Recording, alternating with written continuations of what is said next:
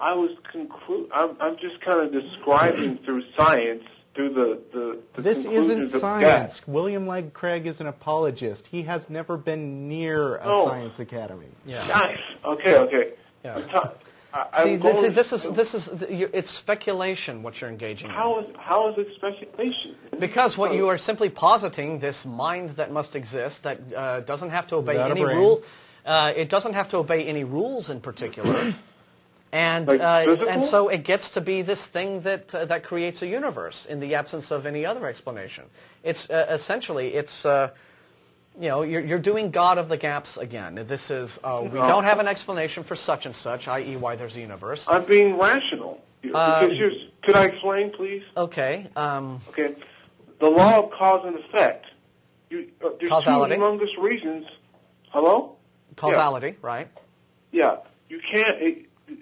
Matter and energy just can't just cause itself, guys. It's part of science. There has to be a cause for that effect. And since there is no time... But you don't think that there has to be a cause for this magical thing that you've invented. Well, I just explained to you that if there was no time, there was no before... So it's not true that everything needs a cause. Yeah, I mean, if causality is contingent upon time, how does a timeless being do causal things? Because it's a mind. And how does that have anything to do with anything? And again, Abstract. what familiarity, I mean, if we're talking about things that we have experience with, what experience do you have with minds that are not stored in some physical medium? Well, I'm just citing the law of identity. If that's what it is, then that's what it is.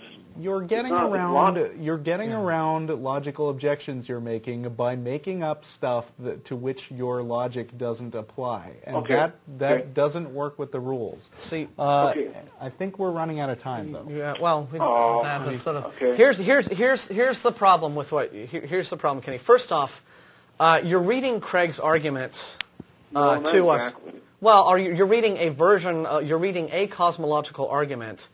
And somewhat. Yeah. Well, the problem is not only do you not understand the responses that we're trying to give you, I don't think you understand the argument you're attempting to defend in the first place. You have found this argument from some sort of either apologetics website or a book that you have, and you don't even really seem to understand what it's saying. You can't pronounce half the words in it.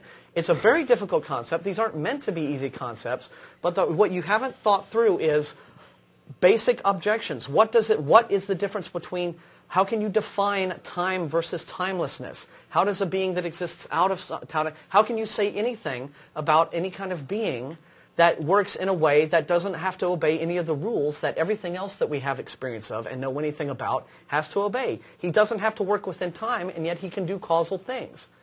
That's like saying it gets to be a square and a circle at the same time. These are internally contradictory ideas. But look, before you try to call us up, and we encourage you to call us up. We like talking to guys like you, but the problem is, if you want to advance an apologetics argument to us, you need to make sure that you even understand it in the first place before you can try to call up, defend it, and then understand our objections to it. Okay? So that's where that's where your problem is. I don't even think you really understand what you're trying to defend. Okay? I mean, that's not personal, all right? I'm not trying to take. I'm just calling it like I see it. You're reading this out to us. You're stumbling over a lot of it, and then when we object to bits of it, you're like, but. You see what I mean? Take some time to study this kind of stuff first. Well, I guess I'll just call you some another time. Yeah, do that, yeah, please. Feel free. Feel free. All Okay. right, bye. Thanks for calling. We do appreciate that. I'd like to say it was a nice try, but those are the calls that make our show fun, folks.